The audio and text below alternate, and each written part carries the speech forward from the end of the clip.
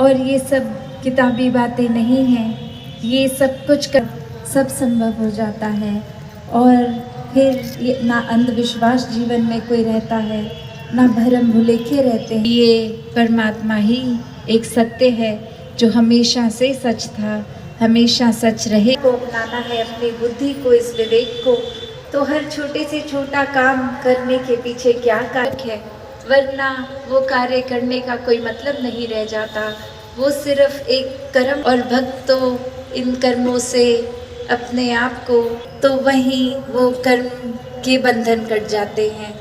तो कर्मों को उस तरह सिर्फ कार्य बना के नहीं किए जाए, वही सेवा है। में रखे, सत्संग और सुमिरन के साथ जोड़ के रखे, हर एक संत के वचन को सिर्फ कान तक नहीं, जीवन में अपनाते हुए इस ब्रह्म ज्ञान को सिर्फ सुनकर भी नहीं, जीवन में उसको लागू करना ही वाकई ही ब्रह्म ज्ञान पे।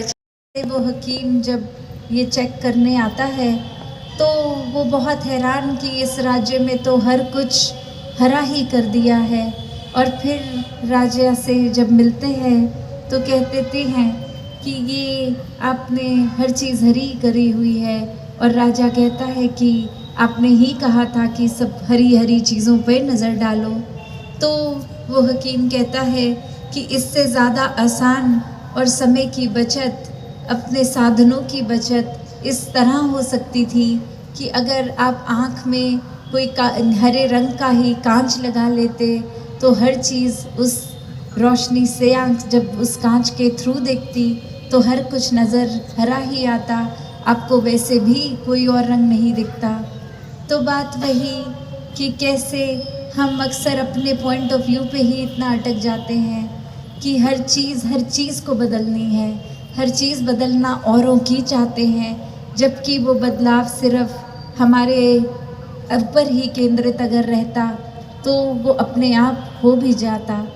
तो कैसे एक वही बात कि हम बहुत जल्दी जज कर लेते हैं किसी को, हम ये धारणा बना लेते हैं कि अगला इंसान ऐसा ही होगा, यही एक उसमें बुराइयां होंगी। तो फिर वही बात कि जाति ना पूछो साध की, पूछ लीजिए ज्ञान, मोल करो तलवार का, पड़ी रहन दो म्यान। तो वो एक किस तरह की एक कम्युनिटी है, उससे उठने की बात है कि हर किसी के अलग अलग होने की वजह भी हो सकती है, वो प्यार करना संभव हो सकता है।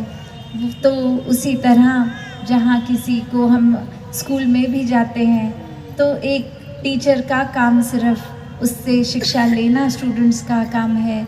तो वही बात कि इसी तरह हमें कुछ उन संकीर्ण चीज़ों में जाने की ज़रूरत नहीं है कि बैकग्राउंड कैसा है किसी का, सिर्फ वो क्या शिक्षा मिल रही है, क्योंकि इस पूरे ब्रह्मांड के कण कण से शिक्षा लेनी संभव है।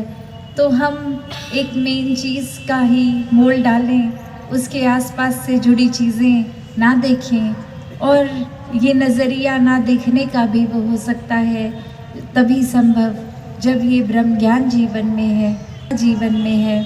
फिर इस परमात्मा को जब प्राप्त कर लिया, हर समय इसके रंग में रंगे, तो फिर हर रंग ही एक बेहतरीन रंग नज़र आने लगा।